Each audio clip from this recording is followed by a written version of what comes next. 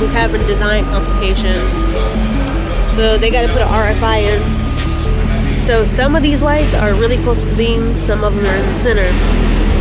And we have to shift these over because the light's diameter is going to hit the beam up top.